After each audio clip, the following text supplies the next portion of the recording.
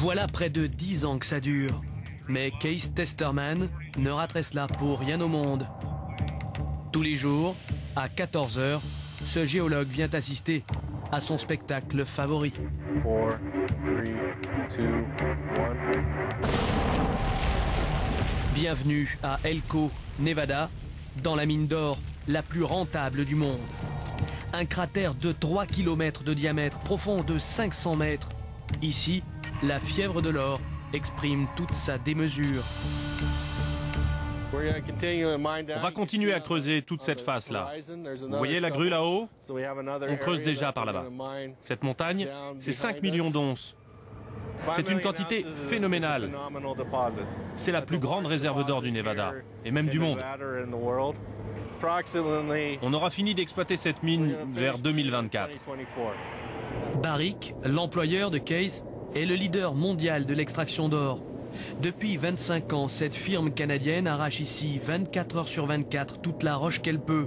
À la clé, 120 kilos d'or chaque jour. Mais pour beaucoup d'or, il faut beaucoup d'argent. Vous voyez ces camions-là? Ils coûtent 5 millions de dollars pièce. Et on en a 34 comme ça. Les pneus, regardez, ils font près de 5 mètres de haut et chacun d'eux coûte 40 000 dollars. Pour une once, comprenez 31 grammes d'or, la compagnie doit extraire 6 tonnes de terre. Ça semble énorme, pourtant cette teneur en or est exceptionnelle. Et à Elko, cette densité est encore plus forte sous terre. Là, on va descendre à moins 400 mètres. Juan González, 35 ans, est né et a grandi à Elko. Mexicain d'origine, il passe 8 heures par jour sous terre. Vous aimez cette vie? Ah oui. Vous savez, je suis allé à la fac 1 an pour jouer au baseball, et puis j'ai arrêté. Je suis venu ici et j'ai travaillé à la mine. C'était une évidence pour vous? Oui. Et vous gagnez combien ici? Moi 83 000. 83 000 dollars annuels, soit 5 000 euros par mois, hors bonus. C'est le salaire moyen ici. Pour Juan, latino sans diplôme, une belle réussite. Son boulot, inspecter l'état des galeries et assurer la sécurité de ses collègues. Car même dans les mines modernes, l'or coûte parfois bien plus que des dollars. Quand on s'engage dans un boyau, on doit appuyer ici. Les lumières s'allument en jaune pour signaler notre présence au conducteur des machines. C'est dangereux de travailler dans une mine d'or? Oh oui. Vous avez déjà perdu des collègues? Oui. Combien? J'en ai perdu 3.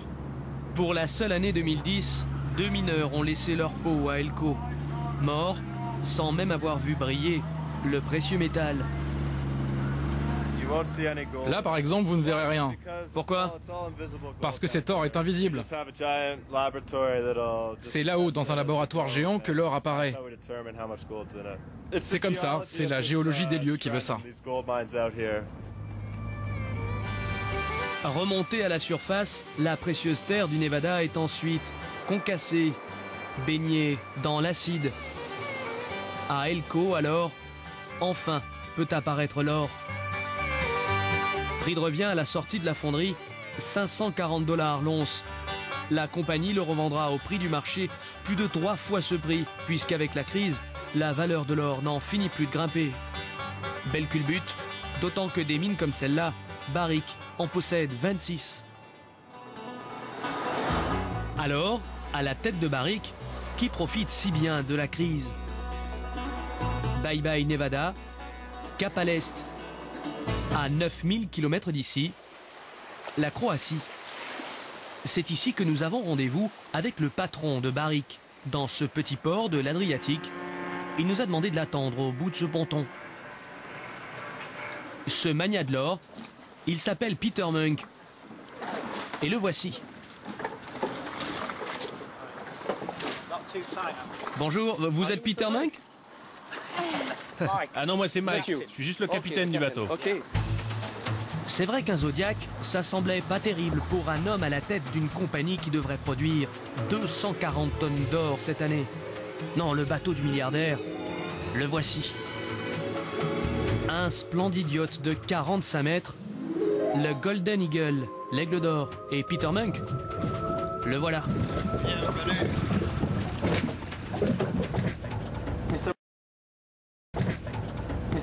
Bienvenue en bord. Peter Munk, 83 ans, est le fondateur et le président du conseil d'administration de Barrick.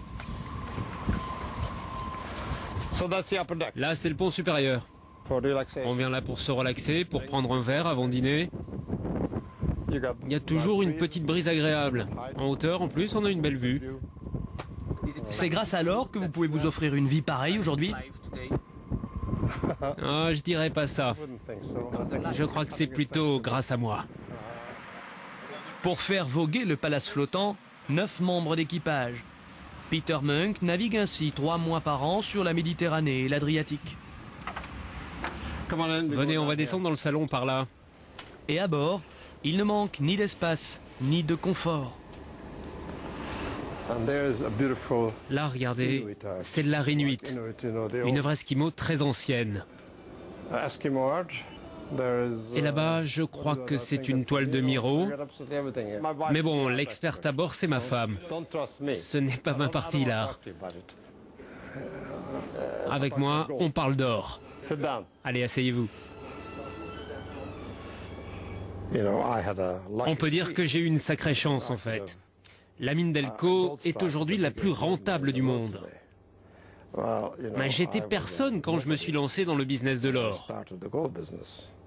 Après tout, j'aurais aussi bien pu acheter n'importe quelle autre mine. Il y en a des milliers. Mais avec le peu d'argent que j'avais, je suis tombé sur celle-là. Ça, c'est de la chance. Peter Munk, c'est l'histoire incroyable d'un type dont l'or a fait la fortune après lui avoir sauvé la vie. Né en 27 en Hongrie, c'est grâce au précieux métal que ce jeune juif échappe au camp d'extermination. 44. Un train parvient à fuir Budapest. Ses passagers, tous juifs, viennent d'acheter leur liberté aux nazis en échange d'or, de bijoux et d'argent. À bord, le jeune Munk vient d'échapper aux rafles. Il part étudier au Canada. Il y devient ingénieur et fonde en 58 une compagnie d'appareils hi-fi, Clerton. Peter Munk, President and Director of Engineering. Avec leur téléviseur haut de gamme, lui et son associé font un carton. À peine trentenaire, Munk devient millionnaire. Mais après 9 ans de succès, Clerton fait faillite. J'ai tout perdu, à part ma maison et mes enfants.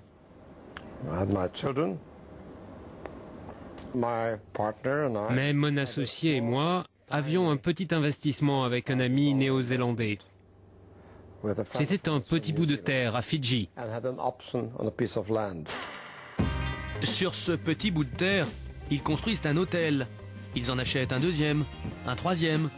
En 10 ans, les associés bâtissent la plus grande chaîne hôtelière du Pacifique Sud. En 79, ils la vendent 100 millions de dollars. Les deux comparses viennent de faire fortune pour la seconde fois. De retour au Canada, ils vont investir cet argent. Tous mes amis en Europe, et particulièrement ceux qui travaillaient dans la finance en Suisse, me disaient « L'or, c'est terminé, terminé pour toujours, c'est la fin de l'or ». Alors je me suis dit « Voilà ma chance ». Peu avant, j'avais fait cette erreur stupide d'investir dans le pétrole, parce que les gens disaient « Ça va grimper encore plus ». Et j'avais perdu beaucoup d'argent, parce que j'avais suivi la meute. Mais dans l'or, tout le monde disait que c'était terminé parce qu'on était passé de 800 à 200 dollars l'once. Alors je me suis dit, c'est le moment d'acheter à bas prix. Et c'est ce que j'ai fait. Depuis, la valeur de l'or a été multipliée par 9. Et avec lui, Peter Munk a fait fortune pour la 3e fois. Visionnaire, Peter Munk. L'envolée du cours de l'or ces derniers mois fait sacrément ses affaires. À lui et à pas mal d'autres au Nevada. Au bord du trou, mais certainement pas au bord du gouffre. Retour à Elko. 600 km au nord de Las Vegas, au milieu de nulle part. Elko, l'Eldorado. Une ville de cow-boys, 18 000 habitants, souvent descendants d'immigrants basques. Depuis le début de la crise, la mine a augmenté ses cadences pour répondre à la demande d'or des épargnants anxieux. À Elko, la mine recrute à tour de bras, paye bien, et ici, le faux Magnum est peut-être plus riche que le vrai. James Winner est le principal agent immobilier des environs. Il nous conduit au nord de la ville, dans ce nouveau quartier tout juste sorti de terre, aux portes du désert.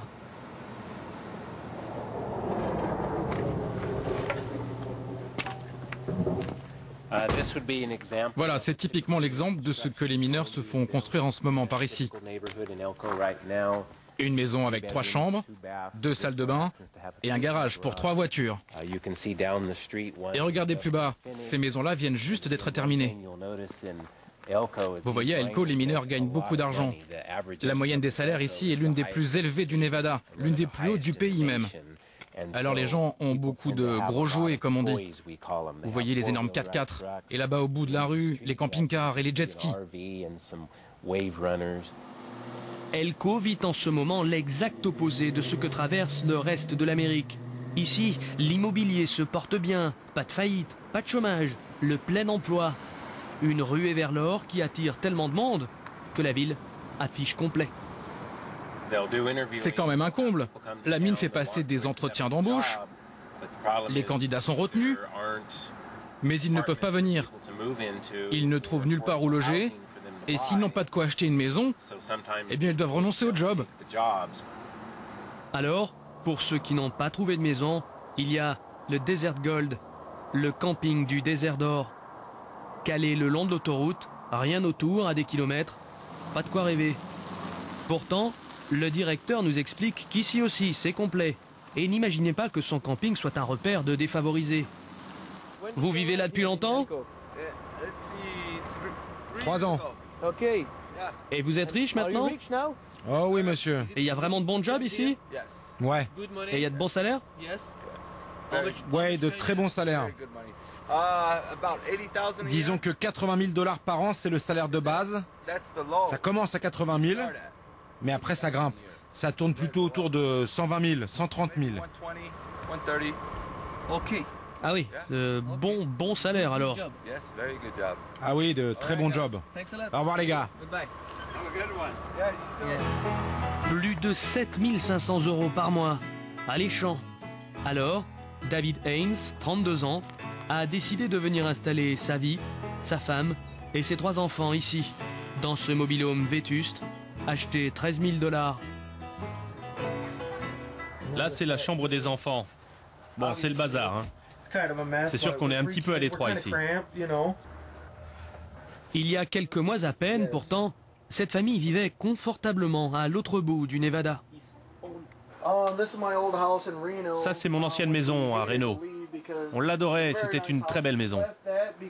Mais on est parti parce qu'on ne pouvait plus se l'offrir.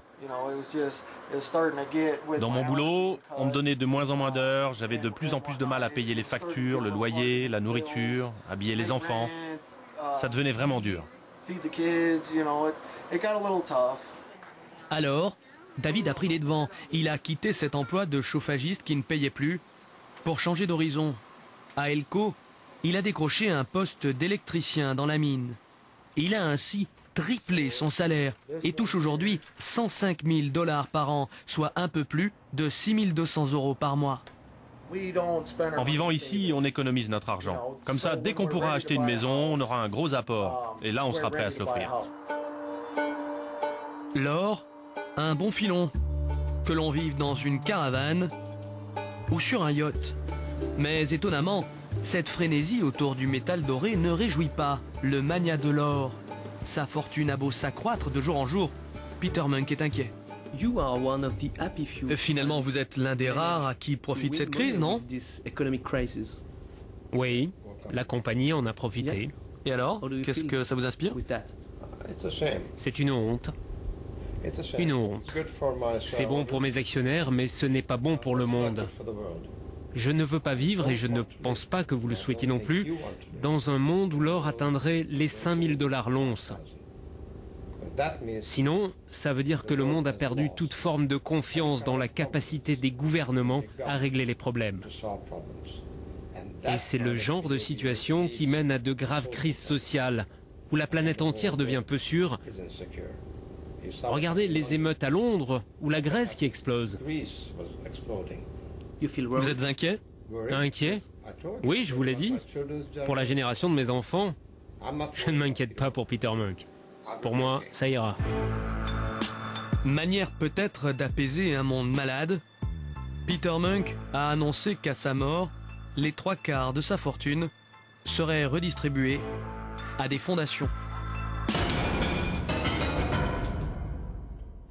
Alors nous sommes toujours dans les sous-sols de la Banque de France et je vais vous montrer comment est protégé notre or, comment est protégé notre trésor ici dans cette Banque de France, comment c'est sécurisé. Alors par exemple, il y a cette énorme pièce de béton qui s'appelle en jargon technique le bouchon. Et ce bouchon va coulisser sur ces rails pour venir ici, pour pivoter et pour obstruer complètement la porte qui elle-même est conséquente et que vous allez découvrir et qui est une porte de 7 tonnes. Cette porte et ce bouchon sont là pour fermer l'accès à nos réserves d'or. Et c'est comme ça, a priori, qu'on est protégé. Monsieur le gouverneur, monsieur Christian Noyer, merci de nous recevoir hein, ici devant cette porte, à l'entrée des coffres. C'est impressionnant quand même. Ça vous laisse des nuits tranquilles de savoir que vous avez autant d'or à protéger? Oui, ça me laisse des nuits tranquilles parce que le système de protection est vraiment impénétrable. Donc ça ne m'empêche pas de dormir. On va aller voir l'or au sous-sol parce qu'en fait il est 30 mètres sous terre, l'or lui-même. Hein. Mais je précise avant que le reportage qu'on vient de voir est signé Yvan Martinet, David Dameda et Vincent Buchy. Et alors on va aller voir cet or. J'ai noté 2435 tonnes d'or. Je me suis livré un petit calcul à un prix de l'once d'or. Hein, ça fait 30 grammes. De l'once qui serait à 1750 €. En fait elle varie même plus haut que ça. Ça nous fait quand même 136 milliards de dollars d'or, 100 milliards d'euros d'or. Pourquoi on a besoin de ça? À quoi ça sert d'avoir autant d'or chez soi? L'or aujourd'hui est une partie intégrante, ça a toujours été d'ailleurs, des réserves de change. Les réserves de change sont des réserves qu'on a en dollars, en yens, en d'autres devises. C'est ce qui, au fond, c'est une espèce de garantie. C'est ce qui contribue à garantir la valeur de l'euro, qui est notre monnaie commune. Bon, mais si on voulait, par exemple, on disait, le gouvernement disait, on va vendre un peu d'or pour alléger un peu la dette. Le gouvernement ne peut pas. C'est parce que c'est la détention et la gestion des réserves d'or et de change, c'est quelque chose qui a été transféré aux banques centrales et c'est de la compétence des banques centrales. Donc c'est une richesse française, mais ça n'est plus tant que ça. C'est dans notre bilan. La Banque de France est une institution française, elle appartient à la nation. Tout ce que possède la Banque de France appartient à la nation. Mais ce n'est pas l'État qui décide de la façon dont on le gère, c'est la Banque de France, comme on le fait sur l'ensemble des activités monétaires. Donc ça ne peut pas servir à réduire notre dette. Ça ne peut pas servir à réduire notre dette. Il faut considérer que c'est de la monnaie. Alors, on va parler un petit peu justement de la crise, puisqu'elle est présente dans toutes les têtes, même si on ne la comprend pas toujours. Est-ce que vous dites aujourd'hui, maintenant ça va être très dur, il va falloir payer tout ça, ça va être très cher, ça va être une austérité folle, ou est-ce qu'au contraire, on voit la fin du tunnel? Il ne faut pas avoir l'impression qu'il y a une crise qui nous tombe dessus. Bien sûr, elle arrive à un certain moment, mais ce n'est pas quelque chose qui n'existait pas du tout avant et une situation dont on serait les victimes tout d'un coup. Qu'est-ce qu'ont fait les États depuis 10 ans, 20 ans, 30 ans? Ils ont trop vécu à crédit. On a trop emprunté pour payer des dépenses courantes. Donc on a accumulé une dette et ça ne peut pas continuer indéfiniment. Et donc à un certain moment, il se trouve que c'est aujourd'hui, mais à un certain moment, il faut devenir plus raisonnable, il faut rééquilibrer nos budgets. C'est quoi le rôle de la Banque centrale? Est-ce que par exemple, comme on l'entend de plus en plus, il ne faudrait pas qu'on abandonne un peu cette politique d'un euro fort, de la stabilité des prix et qu'on laisse un petit peu filer l'inflation, on rachète de la dette, etc., comme le fait la Banque américaine, pour alléger notre dette à nous? Alors moi je réponds non et nous répondons non à la BCE, non seulement parce que c'est notre mandat, c'est le mandat que les peuples de l'Europe nous ont donné, de garder la stabilité des prix, mais parce que l'inflation ça veut dire quoi? L'inflation ça veut dire qu'on fait payer, qu'on va prendre dans le portefeuille des consommateurs. L'inflation, c'est ça que ça veut dire. C'est une ponction sur le pouvoir d'achat des consommateurs. Et il se trouve que l'inflation frappe particulièrement les plus faibles, parce que ce sont ceux qui ont les dépenses de consommation courantes les plus élevées. À l'inverse, on va leur imposer l'austérité ou la rigueur. C'est l'inflation, c'est bien pire. Bon, et tant pis s'il y en a qui disent que ça va étouffer les reprises de croissance. Non, ça c'est une très mauvaise idée. D'abord, il faut voir ce qu'on appelle la rigueur, c'est le retour à la bonne gestion. quand vous êtes un ménage et que vous dépensez plus que ce que vous gagnez, au bout d'un certain temps, ou vous vivez à crédit, au bout d'un certain temps, vous ne pouvez pas continuer, sinon vous êtes surendetté. Donc il faut rétablir, ramener vos dépenses à hauteur de vos recettes. C'est pas toujours facile. C'est pas forcément, si on le fait d'une façon progressive et raisonnable, et si on le fait en ciblant bien les dépenses sur lesquelles on fait des économies et les recettes supplémentaires qu'on prélève, et ça c'est le rôle des politiques, de bien cibler, on ne tue pas la croissance, au contraire, on crée de la confiance. Les gens seront plus rassurés sur le fait qu'il n'y aura pas des hausses massives d'impôts, que les économies sont mieux tenues et que le budget est équilibré. Et donc ça ramènera de la confiance, donc de la croissance. On continue et on va s'en sortir. C'est un petit peu ça l'idée.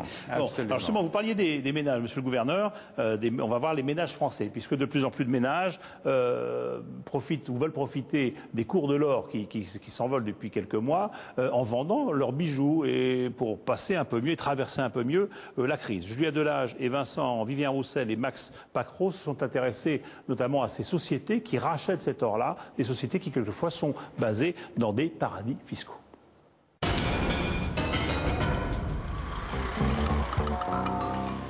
Arnaud n'a vraiment pas le look d'un orpailleur. Ce matin, ce VRP de 27 ans est pourtant bien décidé à transformer ce petit bureau de tabac près de Montpellier en mine d'or. Itinérant, il n'a que 2 jours avant de changer de ville.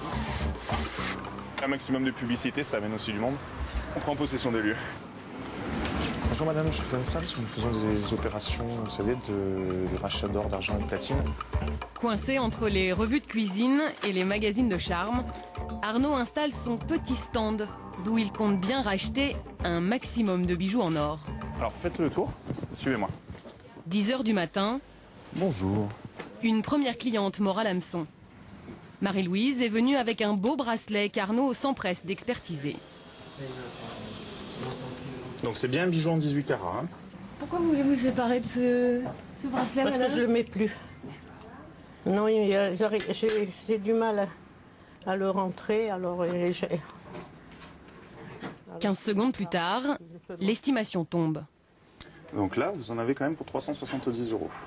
Je vais vous le... Vous laissez ? Très bien. Ce bracelet, Marie-Louise le tient de sa mère, qui lui a légué il y a 50 ans. 22 grammes de souvenirs, vendus au poids, 370 € cash. Voilà. Ça vous fait pas trop mal au cœur de vous séparer de ça, madame ? Non, pas du tout. Non, parce que j'en mets pas tellement des bijoux. Non, oui, vous savez, les souvenirs. Hein. Comme Arnaud n'est pas bijoutier, Tout part en fonderie, regardez, il est coupé. Oui, c'est donc... il est obligé de détruire le bracelet pour empêcher toute revente. Voilà pour vous madame. Merci. Vous souhaitez une bonne journée ? Oui. Au revoir madame. Ce jour-là, après Marie-Louise, 9 personnes sont venues vendre leur petit trésor familial. Et 200 qui font 260. Très bien, je vous remercie. On a vraiment 2 types de clientèle. On a les personnes aisées qui ont des fonds de tiroir, qui ont une boucle d'oreille dépareillée, un bracelet cassé, qui viennent nous le vendre et parce qu'ils ne veulent plus les mettre.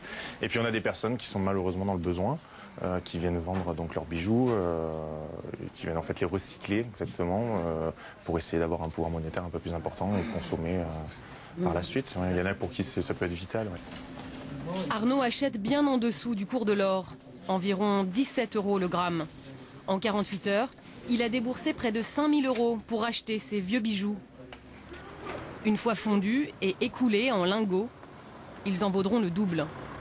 Mais le meilleur filon est ailleurs. Les temps sont difficiles. Difficile de boucler vos fins de mois. À vous de saisir cette offre exceptionnelle. Désormais, les affaires se font sur Internet. Impossible ces derniers mois d'échapper à ce matraquage publicitaire. J'ai obtenu plusieurs centaines d'euros pour des bijoux en or que je ne portais plus du tout. Depuis l'envolée des cours de l'or, des dizaines de sociétés proposent de racheter le précieux métal sous toutes ses formes et à tous les prix. Il suffit d'envoyer ces bijoux dans une enveloppe prépayée et on attend son règlement en retour. Nous avons rencontré ces orpailleurs d'un nouveau genre. 11h du matin, en région parisienne, c'est l'heure de la collecte. À la sortie de la poste, cette convoyeuse en espadrille et son garde du corps se font très discrets. Dans sa valise à roulettes, une trentaine d'enveloppes pleines d'or. 5, 10, 15 000 euros. Elle ignore encore la valeur de ce qu'elle transporte. On est ultra sécurisé. Si jamais il arrive à quoi que ce soit, on sait où on est. Et on a, on va dire, une équipe de sûreté qui tout de suite prend les choses en... Des chiffres qui ont déclenché sur Internet une ruée vers l'or des temps modernes. Dans cette jungle encore peu réglementée, chaque site applique ses tarifs librement. Certains proposent des simulateurs, d'autres payent cash sans faire de devis. Des règles encore floues qui inquiètent les associations de consommateurs. Des dizaines de réclamations leur sont déjà parvenues. L'une d'elles venait de la région de Cherbourg. Dominique Fouché a 57 ans. Pour son premier mariage en 77, une amie lui offre un briquet d'une célèbre marque de stylos. Et son briquet, il en était fier. Quand on posait un briquet comme ça sur une table ou dans un restaurant, ça faisait, on va dire, entre parenthèses, riche. C'est la classe. C'était la classe. Mais trop lourd dans les poches quand même. Le briquet a donc fini dans un tiroir. Et puis, 33 ans plus tard... Avez-vous des bijoux en or que vous ne portez plus? Alors transformez cet or en argent. Dominique tombe sur cette publicité à la télévision. C'est simple, rapide et pratique. Divorcé et sans emploi, Dominique espère tirer un bon prix de son vieux cadeau de mariage. Il l'envoie par courrier à Hors Postal et les choses se compliquent. Au bout de 3 semaines, j'ai appelé. On m'a répondu que le briquet n'était pas en or, mais qu'on avait fait un don à Emmaüs. Donc de là, j'ai réclamé un justificatif de don. On m'a répondu, on n'a pas lieu de vous en donner. Si Dominique admet que son briquet était peut-être en plaqué or, ce qu'il conteste, c'est la méthode. Rien n'a été fait correctement. Je n'ai pas reçu le courrier, rien. J'aurais reçu juste le courrier, j'aurais rappelé aussitôt pour réclamer mon briquet, et puis c'était tout. C'était une affaire qui était nôtre. Manque d'informations, difficulté pour récupérer ses biens en cas de désaccord, mais aussi sous-estimation des bijoux, les Français s'interrogent sur les pratiques de ces entreprises. Et ils ne sont pas les premiers. Direction Londres. C'est ici que se trouve la société qui a reçu le briquet de M. Fouché. En 2010, des clients mécontents contactent l'agence britannique de la répression des fraudes qui décide d'enquêter. Dans son collimateur, 5 sites internet spécialisés dans le rachat d'or. Nous avons reçu des réclamations de clients qui disaient ne pas avoir eu assez de temps pour contester le montant proposé ou qui se sont rendus compte qu'on avait déjà fondu leur or. Nous avons donc fait part de nos inquiétudes et nous avons fait plusieurs recommandations. Suite à ça, plusieurs sociétés ont été contraintes de se retirer du marché. Après cette enquête, 3 sociétés ont survécu. Elles ont même prospéré. Christiane Meyer dirige celle qui a reçu le fameux briquet. Son entreprise, domiciliée sur l'île de Man, un paradis fiscal, vient de conquérir 10 nouveaux pays. On a vraiment commencé le business au bon moment. Vous êtes fier de ça? Oui, évidemment. C'est plutôt agréable de se dire que presque tout le monde connaît notre site maintenant. Ce PDG d'à peine 30 ans a accepté d'entrouvrir les portes de ses bureaux londoniens, comme pour jouer la transparence auprès de ses 150 000 clients. D'abord, nous avons voulu prendre des nouvelles du briquet de M. Fouché. Il va falloir que j'enquête un peu sur cette histoire. C'est peut-être une erreur, ça arrive, c'est peut-être de notre faute, de celle de la poste ou de celle du client. Nous sommes tous des êtres humains. Si vous regardez le nombre de transactions qu'on fait, il y a forcément quelques erreurs. Elles sont inévitables. 4 jours après cette interview, l'entreprise nous a finalement envoyé cette photo, trace du passage du briquet dans ses locaux, et a admis avoir fait une erreur. Le même jour, Dominique Fouché a été contacté. 500 € lui ont été proposés.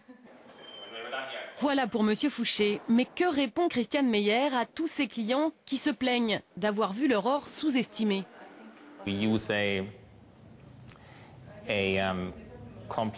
Notre manière d'établir les prix est assez complexe.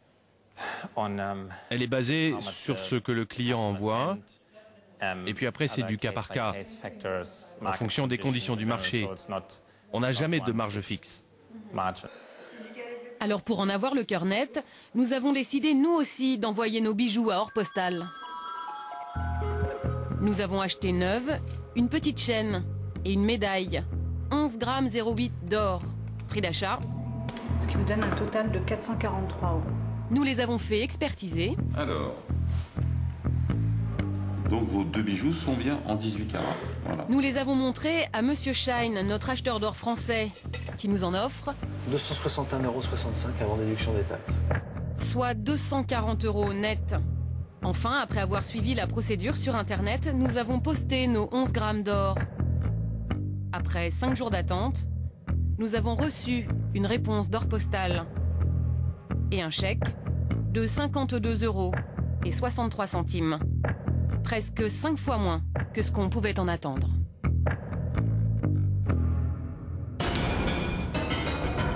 Voilà pour ce reportage étonnant de Julia Delage. Et nous sommes ici avec vous, Valérie Pécresse, à Bercy. Vous êtes la ministre du Budget, des Comptes de la Nation aussi, et vous êtes porte-parole du gouvernement. Alors, est-ce qu'ils ont raison, les gens, comme ça, de s'inquiéter, de se dire que tant que l'or est très très haut dans ses cours, bah, c'est le moment de vendre aussi bijoux de famille pour essayer de se prémunir contre la crise? Est-ce qu'il faut être inquiet?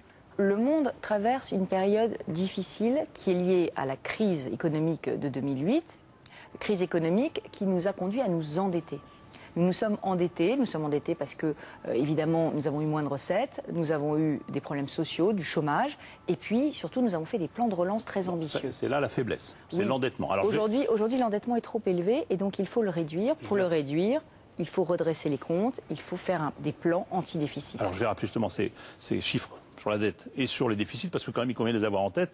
En ce qui concerne uniquement la France, et on parle bien sûr des déficits et des dettes publiques. La dette publique en 2007, c'était 1211 milliards, 64% à peu près du PIB. Et là, au premier trimestre 2011, elle est à 1646 milliards, je parle sous votre contrôle, 84% du PIB. On a gagné 20 points, si je puis dire, d'endettement en 3 ans. Les déficits, 50 milliards environ fin 2007, 2,7% du PIB. On était dans les fameux critères de Maastricht, ou le pacte de stabilité qui nous demande de rester à moins de 3% de déficit. Et puis là, fin 2010, on est à 148 milliards, 7% non, 148 de PIB. Milliards. 148 milliards. Ça fait beaucoup. Oui, alors les déficits, c'est parce que nous n'avons pas eu autant de recettes à cause justement de la crise, et c'est parce que nous avons eu plus de dépenses, notamment parce que tous les filets de protection des Français les plus fragiles, on les a actionnés, notamment toutes les aides au chômage, les allocations adultes handicapés, le minimum vieillesse, tous les filets de protection dans la crise, nous les avons relevés. Mais on se dit dans ce contexte-là, est-ce que le plan Fillon et ses 12 milliards d'économies, ça va suffire? Est-ce qu'on nous trompe? Est-ce que ça veut dire qu'après les élections, là, on va avoir la véritable austérité qui va arriver? Non, parce que depuis 4 ans, on a pris toute une série de mesures qui nous permettent de faire d'énormes économies en dépenses. Vous avez vu qu'on ne remplace plus un fonctionnaire sur 2 qui part en retraite pour l'État. Donc ça fait 150 000 emplois de fonctionnaires d'État qui ont été supprimés. On gèle les dépenses de l'État en valeur. Ça veut dire que chaque année, en fait, on fait 16 milliards d'euros d'économies par rapport à la tendance de croissance des dépenses de l'État. Donc vous dites on rentre dans les clous progressivement. Voilà, nous on fait les efforts progressivement. Pourquoi on les fait progressivement? Parce que le risque, c'est de casser la croissance. La croissance est là, on est autour de 2%. C'est ce que dit la gauche, elle dit ça va casser la croissance, on prépare la récession de demain, on va taper plutôt les classes moyennes, justement, ne s'attaquant pas vraiment aux niches fiscales. Ils vous critiquent beaucoup, la gauche, sur ce plan. La gauche, elle est un peu déboussolée aujourd'hui, parce qu'il y a entre ceux qui nous disent qu'on fait un plan d'austérité qui va nous amener dans la récession, et ceux qui nous disent que c'est des mesurettes, que c'est pas suffisant. En réalité, vous savez, quand il y a des critiques dans les deux sens, ça veut dire peut-être qu'on a trouvé le bon chemin d'équilibre. Le bon chemin d'équilibre, c'est des efforts. Et je ne mentirai pas aux Français.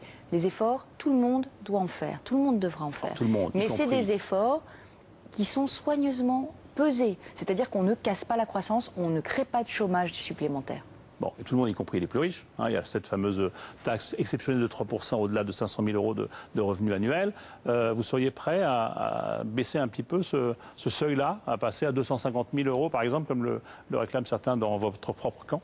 Dans le plan anti-déficit du Premier ministre, l'équité, c'est le maître mot. Ça veut dire quoi? C'est-à-dire que 82% du plan qu'on a annoncé, de 11 milliards, est supporté par les grands groupes les grandes entreprises et les ménages les plus aisés. Parce que vous parlez de la contribution exceptionnelle sur les hauts revenus, mais les riches, ils ont à la fois plus de revenus, plus de patrimoine et plus d'immobilier. Or, si vous regardez le plan, eh bien, on taxe les revenus du patrimoine, on taxe la vente de l'immobilier et on taxe les hauts revenus. Ça veut dire que les riches, ils vont payer 3 fois. Dernière question sur cette inquiétude générale. Qu'est-ce qui va se passer? Est-ce qu'il faut craindre une faillite de la Grèce, des faillites en cascade, et puis quoi? Une sortie de l'euro? Qu'est-ce qu'il faut craindre? Je crois surtout qu'il faut agir pour consolider les choses.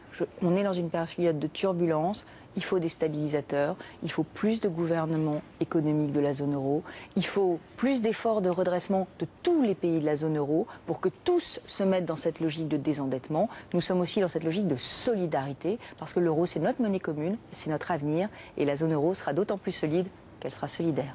Merci beaucoup. Merci Valérie Pécresse. Alors on va continuer de parler d'or. On va voir maintenant qu'au Pérou, eh bien là aussi la fièvre de l'or est arrivée. Elle enflamme les populations et ça se fait, vous allez le voir, au détriment complet de l'environnement. C'est un reportage de Clément Castex, de Mathieu Nevienowski et de Xavier Barthélémy.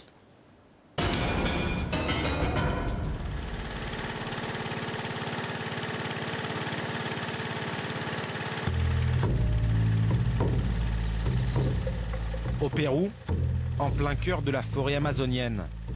Voici le fleuve Madre de Dios. Sur des centaines de kilomètres, il est cerné par la jungle. Mais aussi par de drôles de radeaux, ceux des chercheurs d'or. Ils viennent de tout le pays, aimantés par le métal précieux.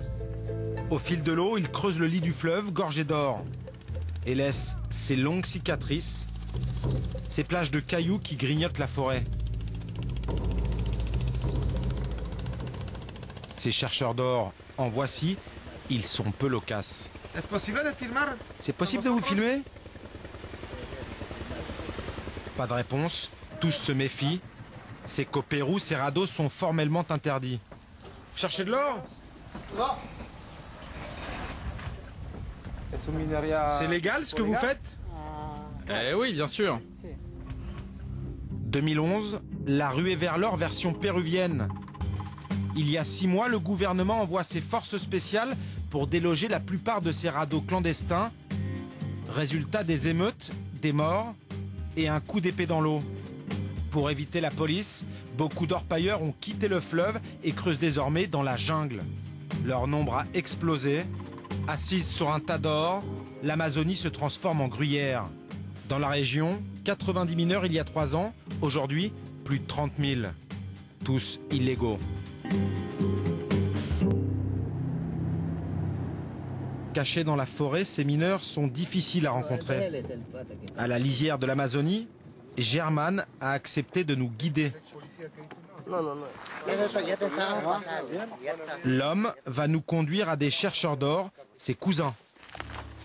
Ils se sont installés dans un parc naturel, une réserve en théorie protégée. Au milieu de la jungle, nous allons découvrir un lieu stupéfiant, un monde à part. Pour les rejoindre, il faut marcher 2 heures. Ici, à 8 heures du matin, il fait déjà 40 degrés. De la boue, les traces d'un tracteur, nous y sommes. Au milieu de la forêt, comme un mirage, la mine. C'est un cratère de 400 mètres de diamètre.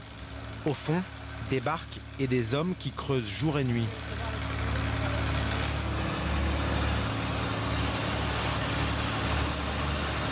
Sur le site, une 50aine de travailleurs.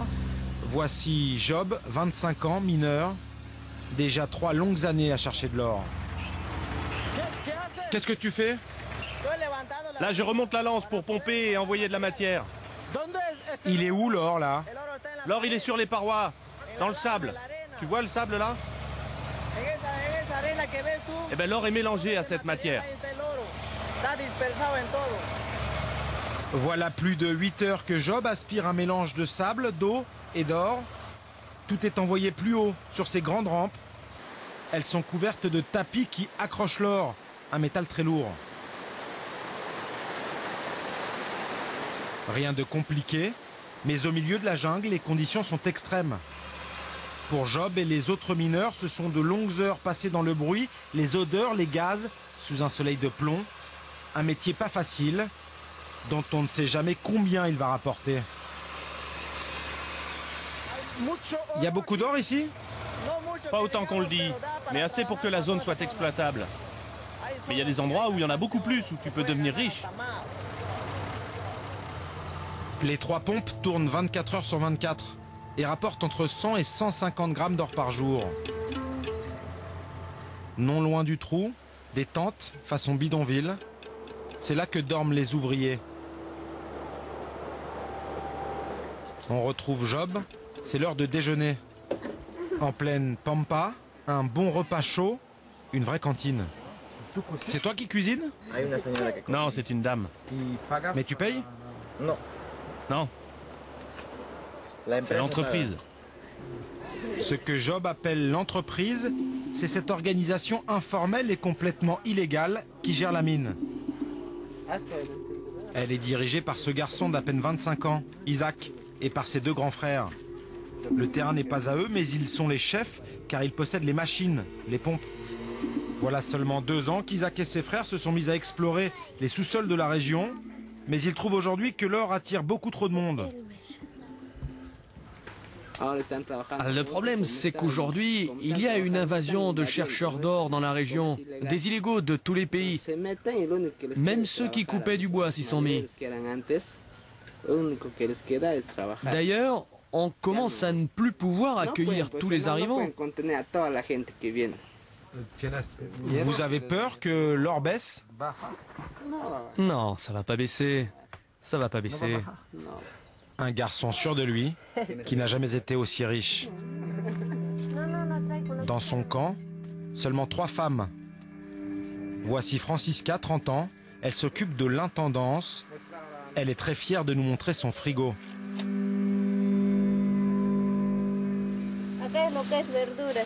On a des légumes, on a de la viande et du poulet.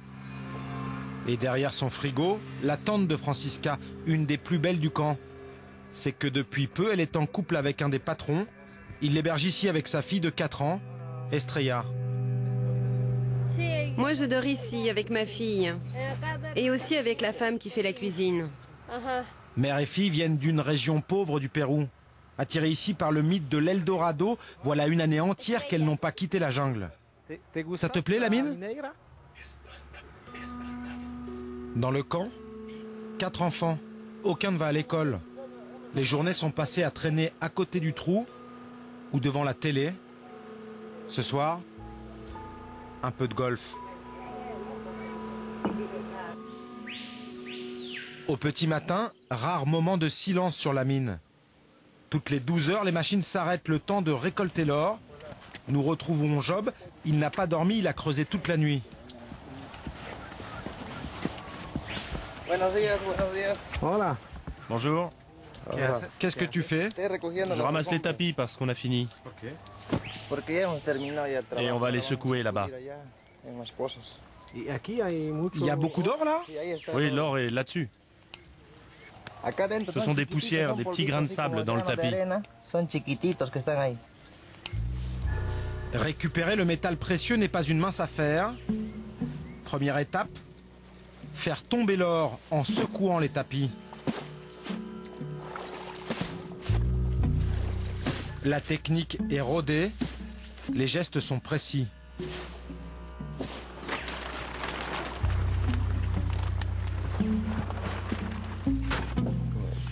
Là, on peut voir l'or? Pas encore, pas tout de suite. L'opération va durer une bonne heure, sans apercevoir la moindre paillette. Et comme tout le monde ici, Job utilise ensuite du mercure pour amalgamer les poussières d'or, un produit hautement toxique. C'est dangereux pour la santé? Oui, parce que c'est un polluant, c'est un produit chimique très dangereux pour la santé. Ça provoque des nausées, c'est très mauvais pour les yeux aussi. Et pour la forêt aussi? Ah oui, aussi, oui. Bon, je vais mélanger pendant une grosse demi-heure. Isaac, le chef de la mine, s'est rapproché. Il surveille les derniers gestes de Job. C'est l'étape cruciale. Dans ce petit verre en plastique, 45 grammes de mercure et d'or mélangés. Isaac relève les compteurs. Pour Job, c'est le fruit de 12 heures de travail. Pour que l'or se montre, il faut maintenant chauffer une demi-heure dans un petit four, le temps que le mercure s'évapore. Job est marié, père d'une petite fille qu'il ne voit pas souvent depuis qu'il vit dans la jungle. La mine, il espère la quitter au plus tard dans 6 mois. La mine, c'est pas pour toute ma vie. C'est dur, c'est seulement pour un temps. Je mets de côté, je me fais un capital pour ouvrir un commerce. Et ensuite, vivre avec ma femme et ma fille. C'est ça mon rêve. Économiser pour ouvrir un commerce. Mon propre commerce.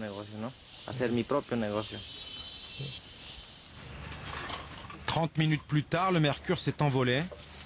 Job va nettoyer son or au chalumeau.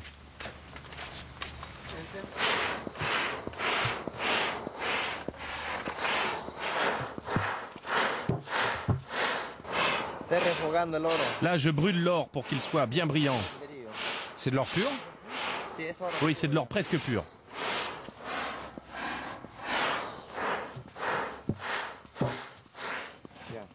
Derrière Job, le chef veille toujours. Il y a plus 40 grammes là. Non, beaucoup moins. Tiens, mon ami.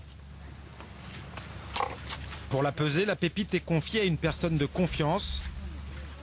Francisca, la compagne du patron. Chaque matin, le même rituel.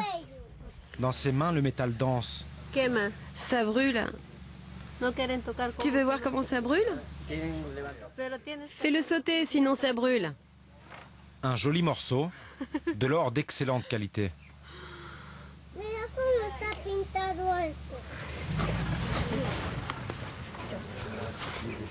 Combien? 20 grammes 5. C'est bien? Oui, c'est bien. Job est un peu déçu. Il imaginait plus. Surtout qu'il n'empoche qu'un quart de ce qu'il trouve. Francisca est à la découpe artisanale mais précise. Sur 20 grammes, Job en perçoit seulement 5, l'équivalent de 200 €.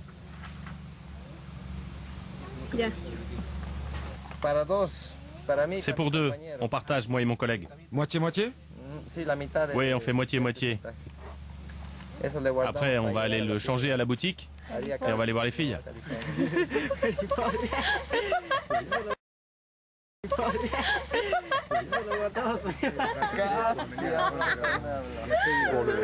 Les 15 grammes qui restent vont dans la poche d'Isaac et ses frères.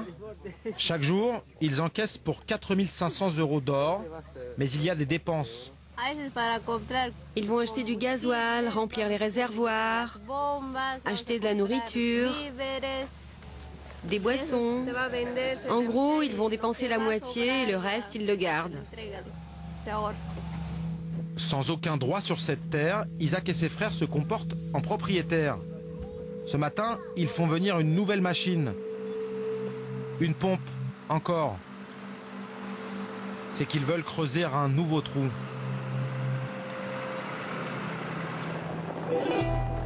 À 2 heures de là, voici kilomètre 108.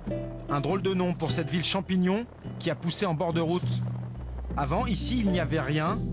Et depuis 2 ans, avec la ruée vers l'or, tentes et commerces se multiplient. Et tout est dédié aux mineurs. Nous retrouvons Job. Tous les dimanches, il vient vendre sa récolte dans cette boutique. Aujourd'hui, on y achète l'or presque 40 € le gramme. Mais tout ça doit rester discret. Le patron s'énerve. Et vous dégagez.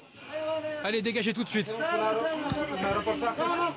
L'homme va même décrocher son fusil, pendu au mur. Nous partons.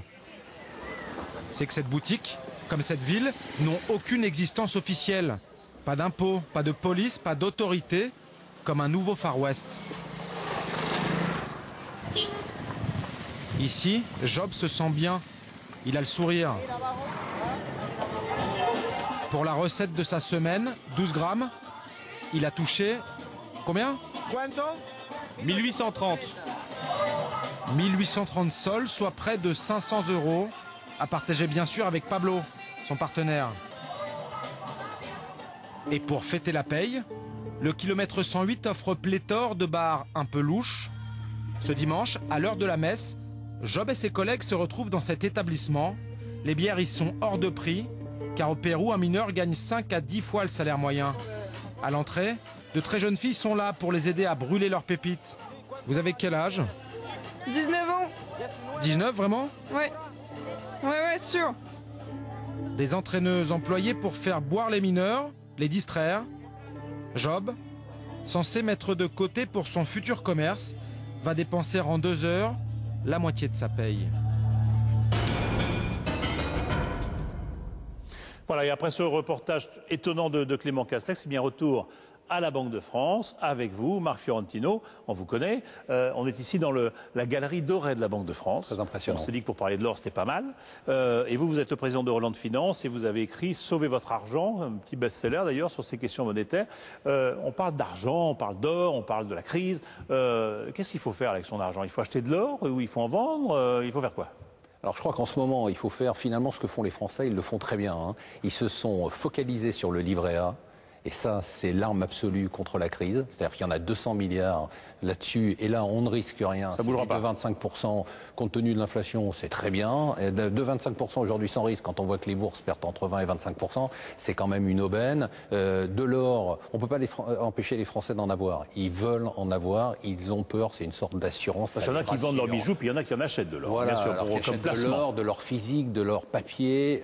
Donc ça, on ne peut pas les empêcher. Donc il faut en avoir entre 4 et 5%. Il faut continuer à avoir des contrats d'assurance vie avec des fonds en euros, parce que ça, dans des établissements... fonds en euros, mais si l'euro... Non, c'est le nom qui est gênant, et d'un point de vue marketing qui est pas bon. Mais si l'euro est menacé, c'est pas non, parce que notre assurance vie qui va l'être. Non, globalement, on peut avoir quelques pourcents de pertes, mais on n'aura jamais de désastre sur les assurances vie avec des fonds en euros. Donc là-dessus, au contraire, il y a des rendements aujourd'hui de 3,5 ou 4%, il faut y aller, il faut faire très attention. Les refuges, c'est ça, c'est un petit peu d'or, c'est un petit peu d'assurance vie, c'est un petit peu de caisse d'épargne. Voilà, c'est d'ailleurs ce que font les Français. Et puis ensuite, il y a la grosse décision qui est la décision sur l'immobilier. C'est-à-dire que les Français se sont rués dès que la crise est arrivée sur l'immobilier, en considérant que finalement, le vrai problème, c'était pas tellement un problème de savoir comment faire pour placer son argent et gagner de l'argent, c'était comment faire pour ne pas se retrouver à la rue SDF le jour où l'État n'a plus les moyens de payer sa retraite. Donc l'assurance, c'est le toit. L'assurance, c'est le toit. Et aujourd'hui, il faut attendre. C'est-à-dire qu'aujourd'hui, on est vraiment dans des prix qui sont complètement aberrants. On est arrivé à une déconnexion tellement forte, même en tenant compte de cet aspect dont on parle, qui est un aspect, je dirais, émotionnel, hein, psychologique. Il faut quand même attendre parce qu'on est arrivé aujourd'hui en zone de danger. En zone de danger, parce qu'on vient d'écouter Valérie Pécresse tout à l'heure, le gouverneur de la Banque de France, qui sont, je dirais, relativement rassurants sur le thème on gère les crises les unes après les autres, on doit faire un petit peu d'économie certes, on doit diminuer nos dettes, c'est vrai, il faut faire des efforts bons, mais on va y arriver, il n'y a pas de quoi s'affoler non plus. C'est ça qui est affolant. C'est en fait que, et on l'a vu avec le plan de rigueur qui a été annoncé, on a l'impression que les politiques, pour des raisons qui sont claires, on arrive en période électorale, ne veulent pas montrer qu'il y a une crise mondiale qui dépasse tout ce qu'on peut imaginer. Et ce dont ils ne se rendent pas compte, c'est que les Français, eux, l'ont compris. C'est-à-dire qu'ils sont en train de délivrer un message dont tout le monde sait qu'il est faux, et du coup, il n'est pas du tout rassurant, puisqu'on nous dit, on nous ment très clairement. Donc à partir de là, les Français... Ça va pas aller bien avec le plan de rigueur qui est adopté en ce moment, ça suffira pas. Bien sûr que non, on est dans une problématique qui est très lourde. Je vais même aller plus loin, la France est un des pays les plus solides au monde, mais on est dans un monde qui, lui, est en train de s'écrouler. Les États-Unis s'écroulent, on le voit bien, on a des taux de chômage qu'on n'a jamais vus depuis des années, et il faut quand même pas oublier qu'en France, le chômage ne fait que progresser. C'est l'économie réelle qui s'effondre, ou ce sont les spéculateurs, ce sont les marchés qui poussent. Alors pour une fois, il faut laisser les spéculateurs tranquilles, pour une fois, ce ne sont pas les marchés financiers qui poussent. On a l'impression de ça, on a l'impression de spéculation, Les marchés financiers poussent les politiques à prendre des mesures courageuses. Voilà ce que font les marchés financiers. C'est-à-dire que les marchés financiers disent arrêtez le rafistolage, arrêtez de raconter des histoires, arrêtez de dire que cette crise n'est pas une crise. Ça fait depuis 2008 que vous nous dites la même chose. On est 3 ans après, on n'en est pas sorti. Oui, on a quand même l'impression quelquefois que les marchés spéculent sur la faiblesse d'une banque, la faiblesse d'un État, etc. Et puis on se dit, mais alors de fil en aiguille, on va arriver à un effondrement général et tout le monde aura tout perdu. Le monde va être perdant dans cette affaire. Les marchés amplifient une faiblesse existante. Ils ne peuvent pas créer la faiblesse. D'accord. Et vous dites on en sort comment alors? On en sort par, bien évidemment, la rigueur, on en sort par surtout un courage politique, c'est-à-dire dire aux Français ce qu'a fait... du sang et des larmes? Voilà, exactement. Du sang et des larmes. Les Français sont prêts à entendre ce message, ils sont prêts à faire des sacrifices. La seule condition pour eux, c'est qu'on leur donne une vision. C'est-à-dire, on va faire des économies, on va payer plus d'impôts, on va réduire nos dépenses. Mais pourquoi demain? Quel est le projet pour la France? Ça va être dur, mais on sait où on va. Absolument. Grosso modo. Bon, eh ben dites-moi. Merci beaucoup. Merci Marc Fiorentino. Alors, on arrive au terme de l'émission. Je voudrais remercier tous ceux qui nous ont aidés, à commencer par la Banque de France, qui nous a accueillis, qui nous a montré ses coffres, ses secrets. Le lingot qu'on a vu tout à l'heure, pour ceux qui se posaient la question, il pèse 13 kilos et il coûte plus de 500 000 € quand même. On avait ça à côté de nous. Je voudrais remercier ceux qui m'ont aidé à préparer l'émission, que ce soit Gilles Delbos, Joël Bruyandet, Karen Saranga à la rédaction en chef, que ce soit Fanny Rosconqui à la préparation des plateaux, Philippe Lallemand à leur réalisation. Vous dire que vous disposez toujours de notre site internet pour nous faire part de vos remarques et de vos suggestions, que la semaine prochaine, on reviendra sur le massacre de cet été en Norvège et on essaiera de comprendre ce qui se passe dans la tête de ces tueurs de masse. Voilà, mais ça c'est la semaine prochaine, ou plutôt dans 15 jours, et je vous laisse bien sûr sur France 2.